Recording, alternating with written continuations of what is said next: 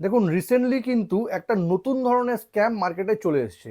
এই স্ক্যামটা কিভাবে হচ্ছে, আপনার কন্ট্যাক্টেই আপনার বন্ধু বলুন, আত্মীয় স্বজন বলুন, সেখানকার কন্ট্যাক্ট নাম্বার থেকেই হোয়াটসঅ্যাপ থেকে কিন্তু আপনাকে একটা হোয়াটসঅ্যাপ করবে। এই হোয়াটসঅ্যাপে লেখা থাকবে যে ভাই আমি ইয়ে করতে ভুলে গেছি, মানে একটা ওটিপি বা একটা 6 ডিজিটের কোড তোর যে মেসেজটা আছে ওখানে আমি পাঠিয়ে দিয়েছি ভুল করে, তো সুতরাং তুই ওটা আমাকে আবার দিয়ে দে, কারণ আমাকে তাড়াতাড়ি করে এই 6 ডিজিটের কোডটা দিতে হবে। এটা কিন্তু আমার ভুল করে তোর মোবাইল নাম্বারে চলে গেছে।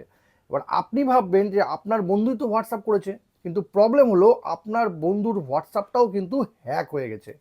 আর এরকম যখনই কোনো হোয়াটসঅ্যাপ আসবে আপনি ভাববেন যে বন্ধু হয়তো বা আত্মীয় স্বজন হয়তো ভুল করেই আপনার নাম্বারটা দিয়ে দিয়েছে, সেই জন্য 6 ডিজিটের কোডটা আপনার মেসেজেই এসছে।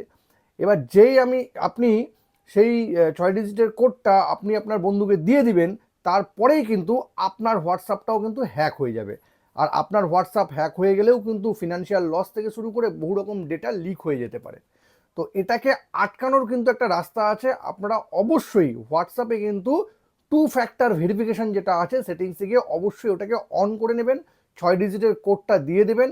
এতে কিন্তু আপনার হোয়াটসঅ্যাপ বাইরে থেকে কোনো ব্যক্তি খুলতে পারবে না, আনটিল অর আনলেস সেই 6 ডিজিটের যে পাসওয়ার্ডটা আছে সে জানতে পারবে। আর এতে কিন্তু আপনার হোয়াটসঅ্যাপটা অনেক সিকিওর হয়ে যাবে। আর এই সমস্ত স্ক্যামের হাত থেকেও কিন্তু আপনি বাঁচতে পারবেন। ইনফরমেশনটা ভালো লাগলে কিন্তু অবশ্যই শেয়ার করবেন, কারণ ভারতবর্ষে কিন্তু এরকম স্ক্যামের হয়েছে। Thank you.